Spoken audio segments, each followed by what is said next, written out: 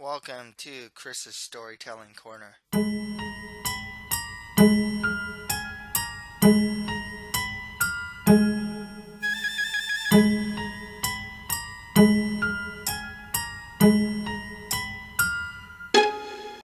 My name is Christopher Moldong, and I am an author specializing in the fantasy genre. Today I will do manga reviews for Negima volumes 21 to 24. Next week I will review volumes 25 to 28. Also, check out my reading of The Wizard, the Shadow, and the Tree, pages 1 to 3. You can check out my author's website at www.chrismoldong.com. You can buy my first novel, a fantasy adventure called The Mustard Prince in the Convent Kingdom, for $4.99. That one is highly influenced by anime and manga. Um, Also, for $1.99, you can buy my short stories and short story collections, starting with the fantasy horror short story, The Land of the Wooden Statues.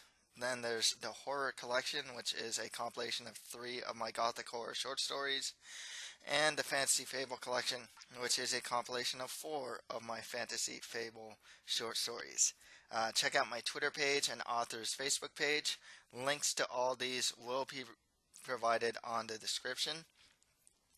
Don't forget to subscribe and comment to this channel if you're on YouTube, or follow and comment on this channel if you're listening to this on SoundCloud or Podbean.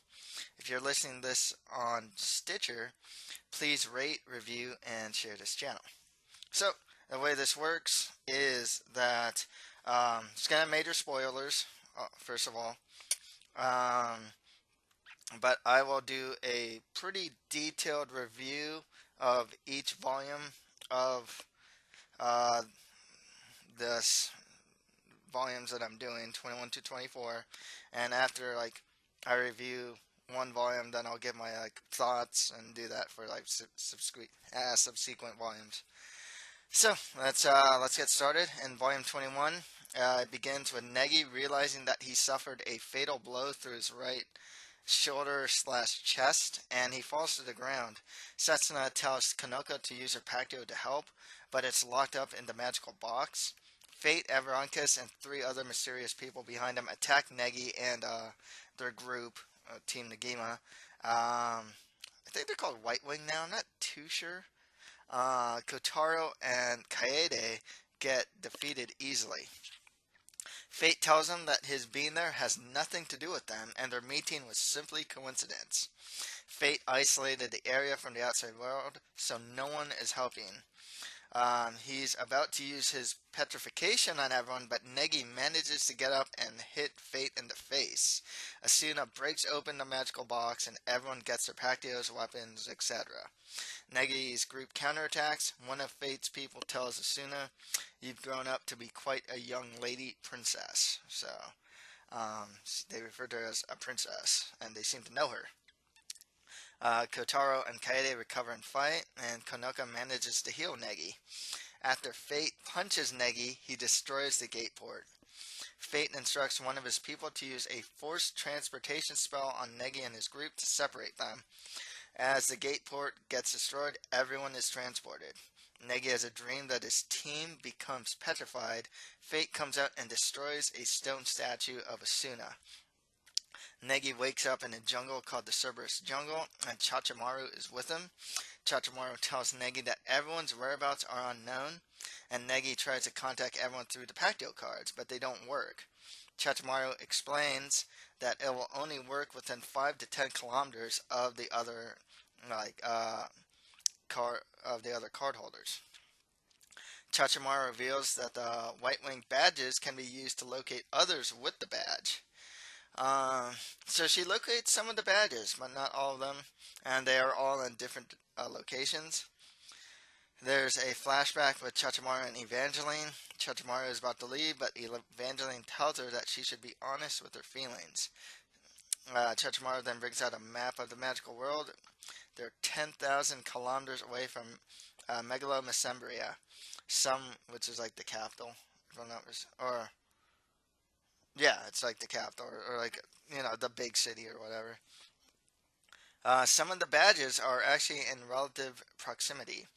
Negi is still weakened from the battle, so they start the search tomorrow. So the next day, Chachamaru and Negi, they traverse through the jungle, but Negi does not have his wand. A lion dragon fights him, but Chachamaru defeats it and she collapses, but Negi winds her up. Elsewhere, Chisame is alone in the jungle. She only has the Electron sprites with her, and the sprites tell her that the nearest village is 310 kilometers. With Chisame's electronics, like her cell phone and laptop, out of power, the sprites disappear. And then she gets attacked by an octopus-like monster, but Negi and Chachamaru save her.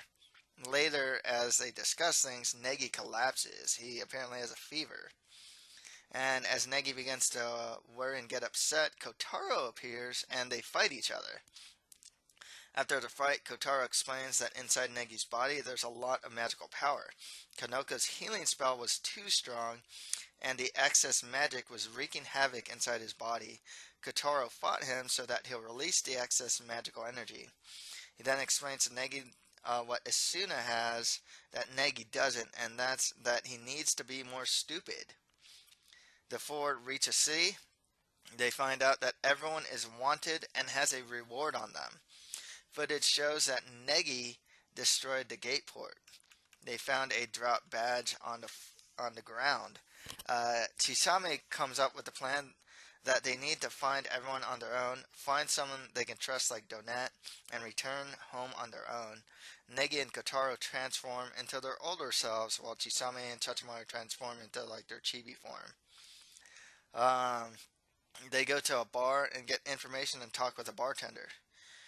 Negi shows them the class list. They get into a bar fight with some of the other patrons, and Negi and Kotaro win. The bartender suggests that they become gladiators. He tells them that he saw Natsumi come in and ask for water, and that she's not on the wanted list. He tells them that there were other girls, and they went into a caravan. They get more information around town, and it's revealed that Natsumi was captured by slave traders and transported to the city of Granicus. There were other girls with her, and one of them was ill. Negi asked the bartender if the Thousand Master ever came to the bar. He said that he did, and that he was kind of dumb. We then see Natsumi in a maid outfit sweeping. She goes to a room, and we see Akira looking over Ako, who is sick. They all have slave collars. It's explained that in exchange for medicine for Ako, the three became slaves. 2 days later, in the Granicus immigration office, Kotaro, Negi, Chachamaru, and Chisame are told that Ako, Natsumi, and Akira are registered slaves, and it's all legal. They have a debt of 1 million DP. The four then meet up with Asakura and Sayoko, who was just kind of behind them. The three slaves are working. We're introduced to a bear lady that they call Chief. Three men start harassing Ako. Akira comes in to save her, but one man has something that activates the slave collars and pretty much electrocutes Akira. Negi, as Nagi, comes and punches the man harassing Ako, tells him not to touch his students. The chief comes and punishes the man. Ako collapses. Negi is sitting next to her while she is bedridden. Natsumi knows that Kotaro is in disguise and tells him that she knows. Akira figures out that Negi is actually Nagi when he said that they were his students. It turns out that Asakura was the one that dropped her badge. Asakura explains that they can't get the slaves out by force as they signed a contract. If anyone tries to remove the collars by force, they'll explode. Negi suggests to Kotaro that they be gladiators, pay off the slaves' debt. They easily win their first battle.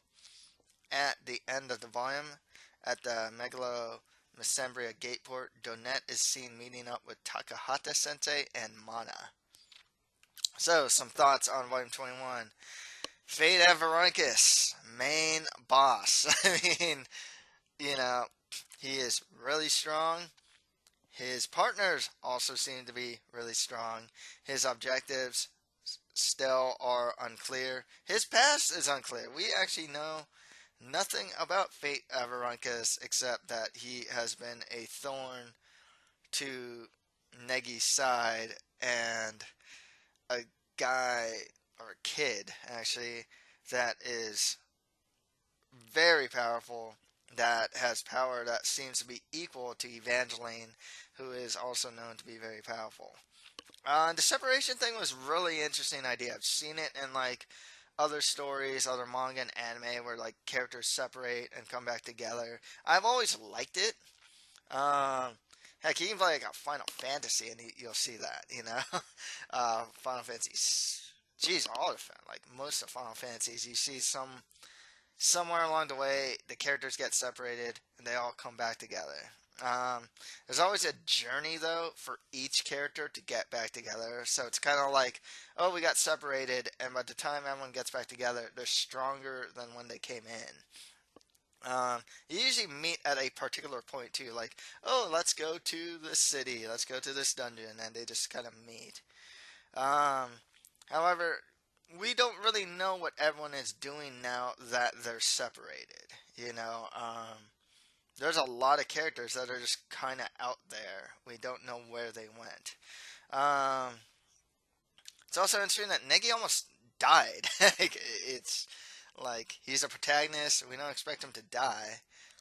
He didn't die, but like there's a real sense of danger, like that.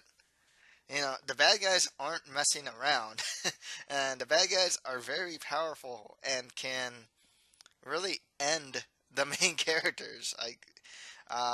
It is also motivation for Negi to get stronger.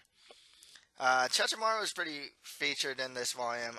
She seems to be more like human than ever. After Chow pretty much like released her and gave her like free will, pretty much. She's a character that's showing a lot of growth. Um, it looks like Negi and Katara are going to be gladiators. We can expect them to fight against some very strong people. I mean, whenever they have gladiators, tournaments, and whatnot, I mean, there's always going to have, like, some guy's going to come out of the woodwork who's like, oh, I am super powerful, blah, blah, blah, blah, blah. And they have to fight this guy. For some reason, you know, they're always more powerful than the last guy. And, they're in the magical world right now, but it's not so magical. I mean, when they came in from the gate for it looked so magical.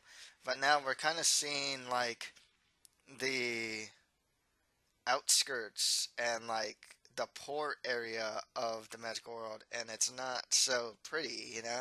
They have slaves, I mean, there's a lot of, like, just evil doings that are happening even in this magical world.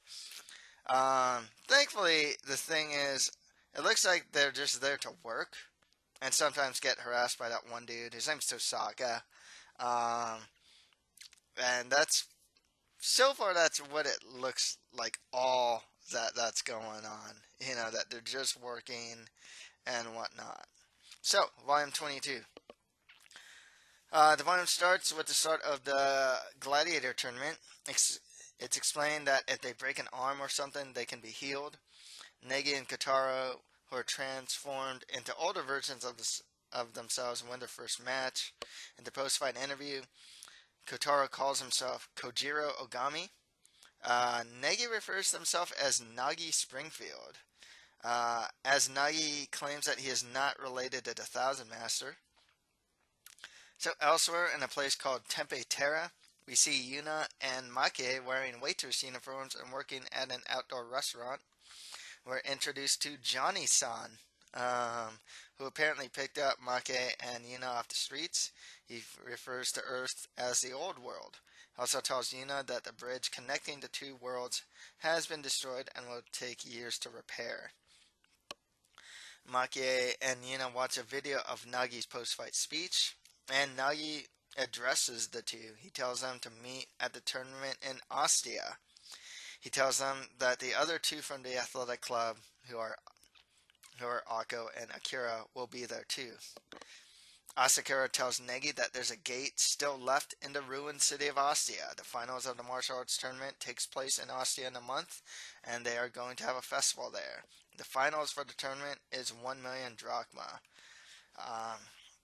Which I guess is DP. Nagi and Kotaro easily defeat their next opponents, but Nagi is bothered by the fact that he's not on the level of those like Fate, Evangeline, Kunal, or his father. A hooded man watches the fight and comments that Negi is still a kid but has talent. Kotaro tells Negi that Asuna and Nagi are a lot alike and that they are both stupid. As Nagi walks around thinking about things, he thinks about a finishing move. The hooded man hears him and says he'll teach him a finish move for a high price. Nagi then gets attacked by someone named Kagetaro, and then he gets challenged to a fight by him. They fight, and Kagetaro gets the better of Nagi. Nagi's in a gurney, and Akira, Natsumi, and Ako are told that Nagi got his arm chopped off. It gets healed, though. Ako helps to nurse Nagi. Nagi thinks about the fight. In a flashback, Kagetaro fights against Nagi. The hooded man, with his hood off, interferes during the fight. Kagetaro recognizes him as someone from Ala Rubra. I think Ala Rubra is Red Wing, if I'm not mistaken, and like Ala Alba is like White Wing. The man introduces himself as Rakan of the Thousand Blades. Kagetaro mentions that he's been missing. Kagetaro and Rakan fight against each other. Rakan uses a Pacto card that gives him just a whole bunch of swords and like giant swords too. He uses a powerful technique that doesn't defeat Kagetaro and tells him that he fights better unarmed. Kagetaro wants revenge on them from a war in the past on Alaruba, and Rakan tells him to fight his disciple, Nagi, in a gladiator match. Chisame and Chachamaru get mad at Nagi. Kotaro runs in and shows him a letter from Setsuna and Asuna. They said that they'll be waiting in Ostia. We're now shown Asuna and Setsuna. Asuna, she fights against Setsuna. Apparently Asuna can now use Shundo, but Setsuna still defeats her. They're fighting, like, Setsuna has her wings out. I think they're actually fighting, like, in a waterfall as they're, like, bathing. Setsuna's bathing. Asuna reveals that they know where Kanoka is. They've also been working as bounty hunters. As they bathe next to a waterfall, Tsukuyomi watches them from the top of a cliff. Elsewhere, Asakura reveals her new Pacto card. Her artifact is Oculus Corvinus, or Raven's Eye. It can control up to 6 remote spy golems from far distances. Achibi, Asakura, Chachamaru, and Sayo leave to find the others. Nagi decides to get training from Rakan. Negi turns small and still wears a robe with a hole through it. Chisame appears and tells him that she'll be his babysitter and stand in for Asuna. Negi and Chisame walk to an oasis and see Rakan working on a new finishing move for Negi. Negi approaches him and asks him to teach him how to fight, but he explains to them that he was both a friend and rival to Nagi. As a test, Rakan asks Negi to hit him in the stomach as hard as he can. Negi hurts him badly, and then explains to him that Evangeline was his master. Rakan tells him that he passed. Rakan asks him why he's fighting, and Negi mentions that he wants to beat a boy named Fate Avarankis. Rakan seems to know that name from his past. Rakan makes a chart that shows how powerful everyone is. Negi is pretty low on the list compared to a lot of the people there, including Fate, Rakan, and whatnot. Rakan tells Negi that if he went with honest training, then he won't catch up to them. He then tells him that he could possibly use a forbidden spell that Evangeline was able to use. Elsewhere, we're shown the magical academic city Ariadne. I don't know if I'm pronouncing it right. We're introduced to a girl named Colette, who is friends with Yui. Yui seemingly lost her memory even while looking at the white-winged badge. They show a flashback with Yui and Ariadne. A nurse tells her that she has a temporary memory loss, and she explains to her that in Ariadne, anyone with the will and desire to learn is accepted, and that it bends to no authority. Colette volunteers for Yui to stay in a room. Apparently, Colette was working on a beginner-level forgetfulness spell for a class. She ran into Yui, and her charge wand exploded on Yui, so she got hit in the head along with getting hit with the spell. Yui asks if she could take the Magic Knight cadet classes with Colette, and she's allowed. Colette gives Yui a broom and a wand. Yui can apparently still use basic magic, but she can't use the broom to fly. In class, Yui is actually a very dedicated student. We're introduced to class rep during flight training, who is very critical of Yui since she can't fly using the broom. So Yui constantly practices and studies and is eventually able to fly. She says to herself, "I'll be a fine wizard just like that person." She then questions who that person is. Back with Rockon, he reveals the name of Evangeline's spell, Magia Arebia. I don't know if I'm pronouncing it right. He tells them that it took 10 years for Evangeline to learn it, and that its power rivals that of Kankaho. Rockon tells Negi that he has more of an affinity for darkness, and Chisame agrees. Negi then has a comical training session where he tries to be dark.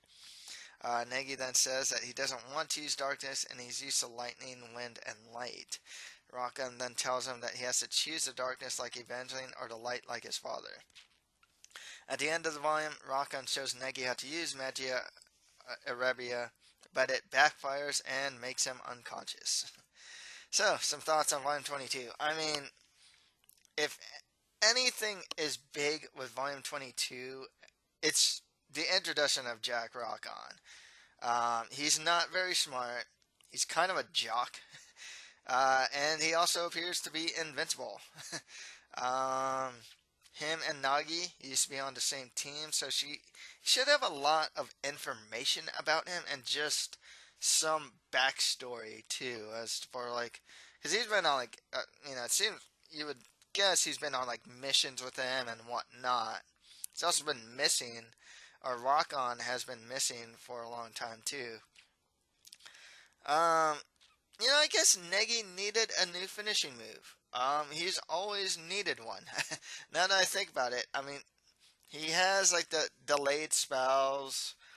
He has a couple lightning attacks, but he doesn't have like a big move or some sort of big like, some like huge tactic. I mean, he has some martial arts skills and he mixes in with his magic and whatnot, but he doesn't have like this. Oh, there's the Lightning Crusher or something like that. I actually took that name from a video game. But yeah, he doesn't have one. Yeah, everyone's still separated. It looks like some of them are training. Like Asuna, Kanao, Yushindo, Yui's like just training nonstop. So, I gotta wonder how many characters are just getting stronger from the separation. Negi versus Kagetaro shows that they will have tough challengers for Negi. It's kind of surprising to see that he lost against someone that doesn't appear to be like a major character. He's just some dude that like kind of like wanders in, challenges Negi, and just beats him, and you're just like, wow, it's not fate, it's just some dude, so that was really interesting. Then, we got a lot of Yui as well. It's interesting because she's definitely growing as a character. I think she's one of the Baka Rangers, if I'm not mistaken. Now she seems to be like really studious. So, on to Volume 23. The volume starts with Negi training and thinking, practicing light or darkness. Chisame gives Negi a scroll that Evangeline wrote her Magia Arebia. She tells him that if he chooses light, then don't look at it, but if he chooses darkness, then look at it. Rockon asks what side Negi will choose, and he opens the scroll and chooses darkness. A naked Evangeline comes out of the scroll and tells him to overcome this trial. If you can't do that, it's over for you. That's what she tells him. We're shown Nodoka with a group of treasure hunters running to get out of some crumbling ruins. Nodoka is told that she's good at finding traps. They split the treasure, and Nodoka takes a magic item that reveals people's names, Comptina Demonia. We're then shown Kaede, who's blindfolded with a giant shuriken on her back fighting a dragon. Kanoka is with her, and Kaede defeats the dragon. She takes the dragon's horn. Kanoka heals the dragon. Kaede comments how strong her power is getting, being able to heal such a large creature. They go to a village with the horn. Setsuna and Asuna also come to that same village with another dragon's horn, and they all reunite.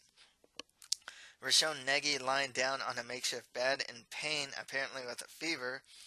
Rakan tells Chisame that Evangeline is in the scroll is an inferior copy, and she went inside of Negi. He then tells her that if he can't overcome this trial, then he'll either never wake up again or never be able to use magic again.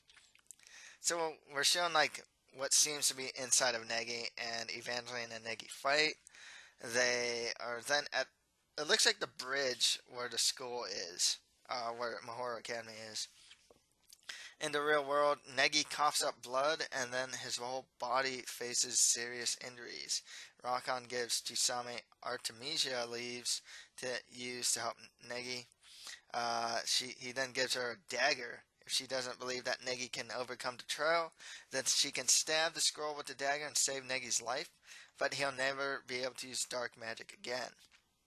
Elsewhere, Chichimaru has found someone on her radar. Asakura uses an artifact to find her, with Sayo riding one of the spy golems. We're shown Kufei standing on top of like this pillar-like mountain.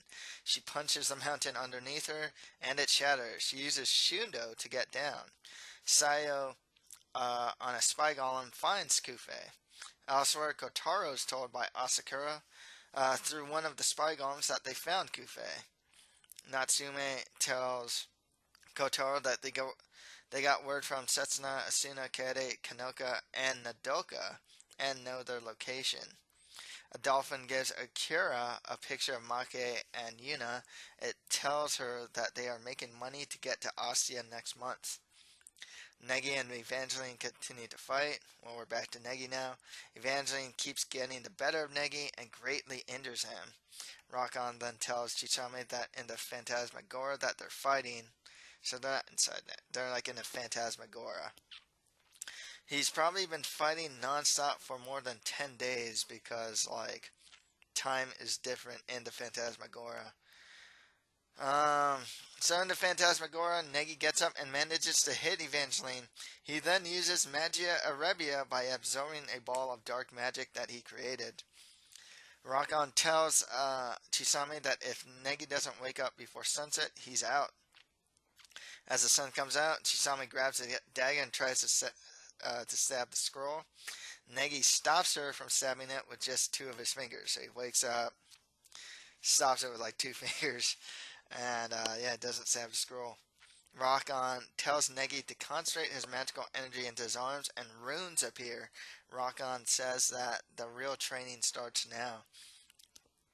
So we're now shown Fate and his group looking at the ruined city of Ostia. He then called it the ruins of the old capital of the kingdom of Vespertatia. Tsukiyomi appears and tells Fate about Setsuna, Asuna, Kaede, and Kanoka that they're heading to Ostia by foot. Fate tells her to keep watching them. She also tells them that she heard that Negi is training with Rakan. One of Fate's men says that Rakan will be trouble. A wild dragon comes by, and Fate turns it to stone. Elsewhere, Nodoka gets another magical item, Aris Recitans, where she can hear the words in her like picture diary artifact. Misora, elsewhere, Misora, Kokone, Takane, and Mei vacation in the magical world.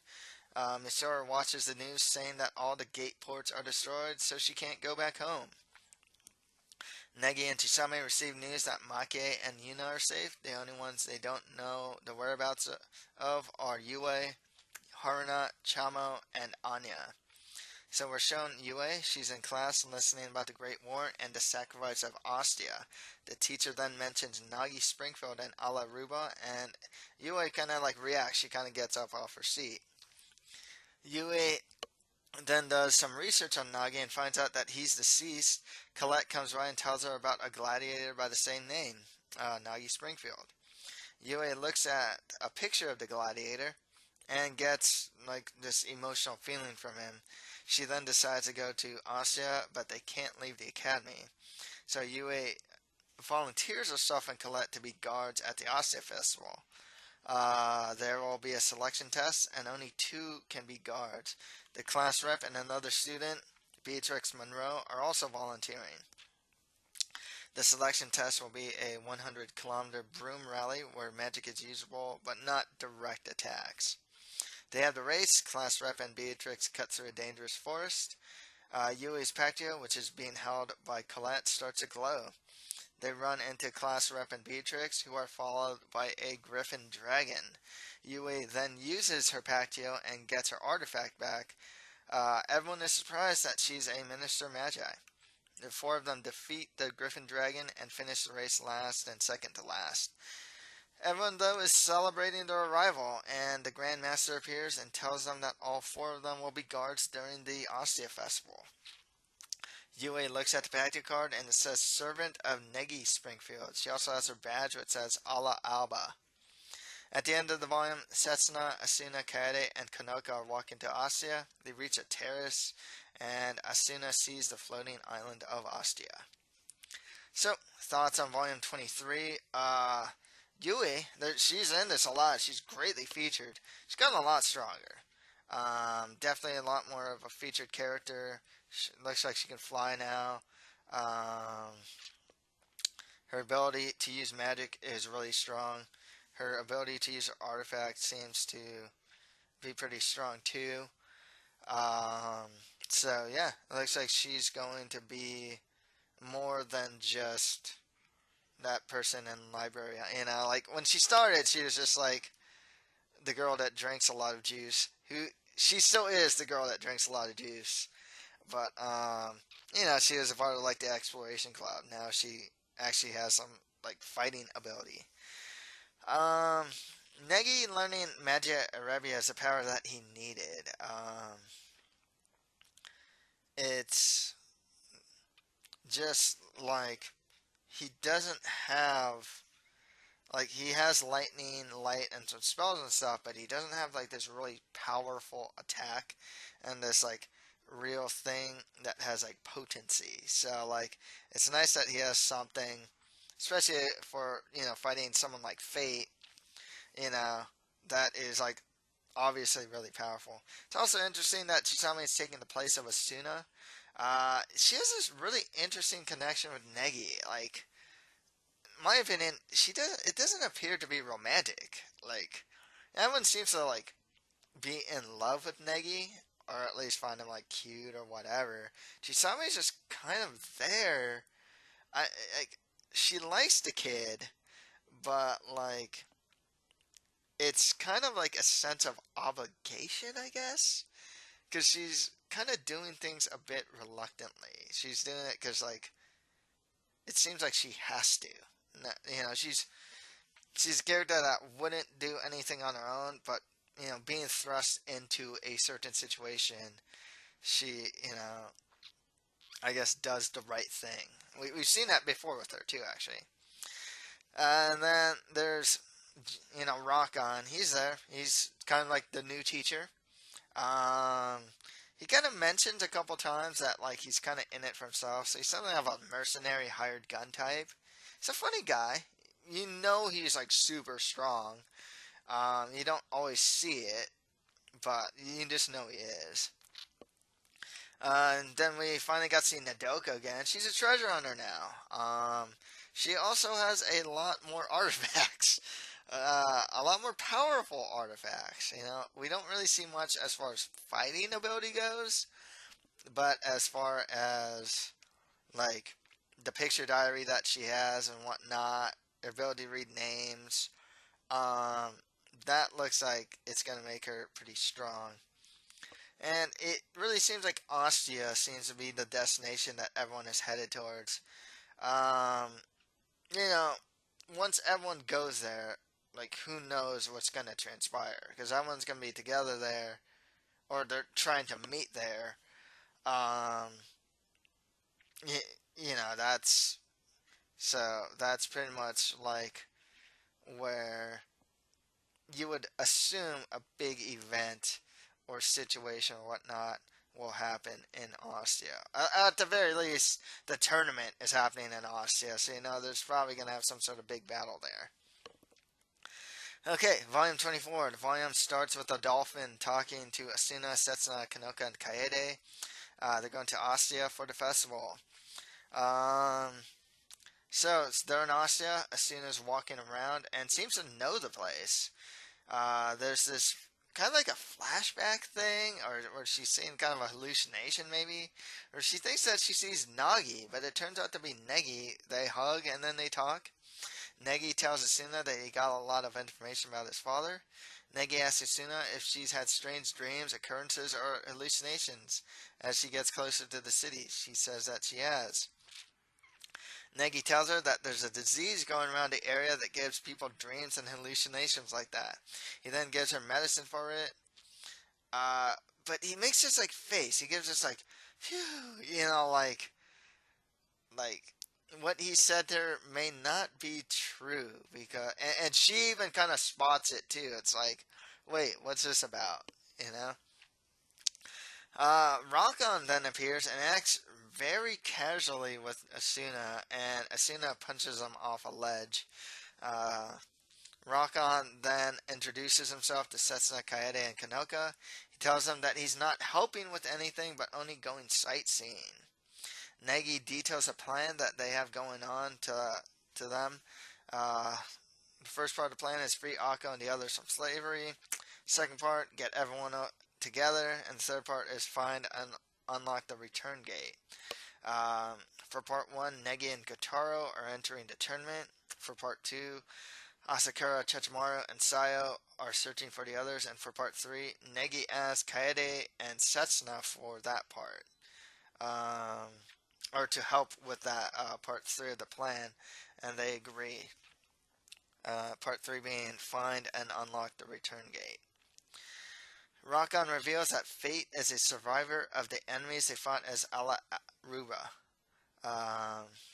Fate and Tsukiyomi are on a floating rock looking at Ostia. They see a sub-sky ship from Ariadne going towards Ostia.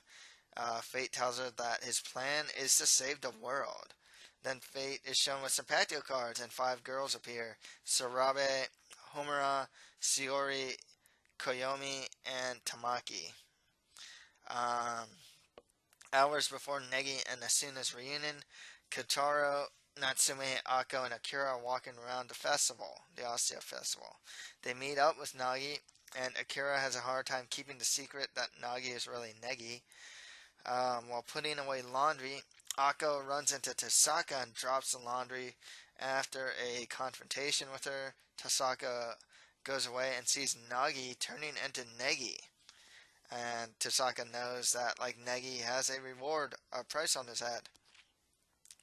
Young Negi runs into Akko and she admits that she really likes Nagi. As Nagi, he freaks out to Chisame about this revelation with Akko. She advises him to let her down, and Akira is listening in on this conversation. Then Rakan comes in. Rakan sees that Negi has made 8 Pacto cards so far with his students, and Rakan makes fun of him for it. Rakan wants to see what Negi's got, so he asks him to say Actus Noctis Arebe, and he becomes dark. Rakan tells Negi that it's not all together, though. Negi asks Rakan how Asuna is connected with his father, but Rakan dodges the question. Sayo comes on on one of those spy golems and tells Negi that Nodoka is in trouble and was attacked by a group of strong bounty hunters, who also have 2 sandworms with them. Haruna, on a goldfish-shaped ship that she bought, along with Kufe, Asakura, and Chichimaru, they just appear. Excuse me. Kufe then gives Negi his wand, and Chamo is on it, saying that he found it for him. So Negi flies to where Nodoka is. Nodoka reads the bounty hunters' minds. One of them seems to like boobies a lot. Another is from the demon world. turns out that Nodoka is just bait to catch Setsuna and Kaede, who are known to be very strong. Nodoka gets tied up, and Setsuna and Kaede help her. The leader of the bounty hunters use a metastasis charm that triggers a wide-range magical circle and forms a wide-ranging lightning storm. The magic circle gets erased as Asuna appears. Negi then appears in his dark form behind the bounty hunters and fights them. Elsewhere, Rakon tells Chisame that Negi is too compatible with the dark. Back with Negi, he defeats the bounty hunters easily and saves Nodoka. Haruna flies in with the ship with everyone on it. She calls the ship the Great Paru-sama, and everyone is reunited. Rakon and Jisame are also on the ship as well. Negi reveals to Asuna that he has learned dark magic, and Rakon tells her that he's the one that taught it to him. They eventually make it to Ostia, and Make and Yuna make it to Ostia. We see Yuna and her friends dressed up in armor heading to Ostia. Rakon tells Negi about how the place they're at was the floating kingdom of Vespertasia. So they're kind of like alone. They're just kind of on this like ledge, just kind of looking out in the sky. And Rakon's just like explaining this like whole thing with him. So he's saying that like special children with a mysterious power have been born in the royal bloodline. It was the same power that created this world. He talks about the Imperial Princess of Light, who has the power to completely nullify magic. In the Great War 20 years ago, the islands came crashing down. The kingdom was destroyed by enormous magical calamity that left millions of refugees. Nagi, the Thousand Master, exposed those who started the war, crushed the source of all evil, and prevented the destruction of the world. So, back in the festival, a flagship from Megalo Mesembria arrives along with the Demon God Army. The Empire's Imperial ship arrives along with the ancient dragon, can't really pronounce it, Vixo Nagasia. So, a representative from each country shakes hands. Maki explains to Yuna that the Northern Federation has a lot of normal-looking humans. In the south, there are a lot of demi-humans who lived in the New World to begin with. The people of the north came from Earth or the Old World. They didn't get along, and in the Great War, Nagi helped them to, she says, kiss and make up. So, Nagi and Kojiro win their preliminary fight in the tournament. While in the cafe, Akko and Akira reunite with Make and Yuna. Negi's just kind of out and about as a kid in the town, and he sees Fate Avarunkus in the crowd, and Fate sees Negi. Then Setsuna and Asuna just get in front of Negi. Fate reveals that he was the one who framed them and made them wanted criminals. Fate then gets in Negi's face and tells them that he wants to strike a deal. Chisame and Chamo spy on Fate, kind of like far away. They contact Kotaro, who goes to them.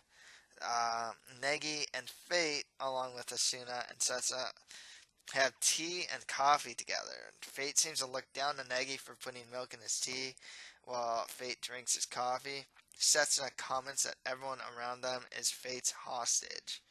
Fate tells Negi that he'll guarantee a safe return to his world in exchange for the princess, Asuna. Negi refuses. Fate reveals her that Asuna's 8 years at Mahora were just a false persona. So, at the end of the volume, Negi tries to punch Fate in the face, but Fate blocks it. So, thoughts on Volume 24, Fate Avarunkus. He's real cocky and just so condescending. I mean, he just belittles Negi. He calls him naive. He just, he's always just antagonizing Negi. He's also really emotionless. Like he doesn't seem to get riled up really. Doesn't seem to care very much. So he's kind of a good foil for Negi, who seems to care too much, And Fate just kind of does. He just kind of acts, without emotion. Whereas like Negi acts with nothing but emotion. It looks like Fate keeps gaining companions. Negi has a lot of companions as well, so I would assume they're going to go up against each other. Slowly but surely, everyone is reuniting, but coming back stronger than when they came in. So with Kufe, Kaede, Konoka, all of them seem to be getting a lot stronger. Asuna is getting stronger, but she also has a lot of backstory to explain. It can be assumed that they keep calling her princess. She has a power to nullify magic, so she's probably the Imperial Princess of Twilight they keep talking about. Um, so yeah, there's a lot to do with Asuna here. Akko is in love with Nagi, but doesn't really know that he's Negi. Negi, the thing is though, Negi doesn't really know that he's escalated this situation by being just so nice and caring. Something is just bound to happen. Nadoka looks to be stronger. She's collecting these artifacts that makes her even more potent. So we'll see where that goes. Uh, and Negi seems to have that Magia Arabia thing going on now. It shows Negi's affinity towards darkness and made him even more powerful. Somewhat surprising because most protagonists in a lot of series are associated with light, like his father. However, this makes Negi more like Evangeline. So that's all for today.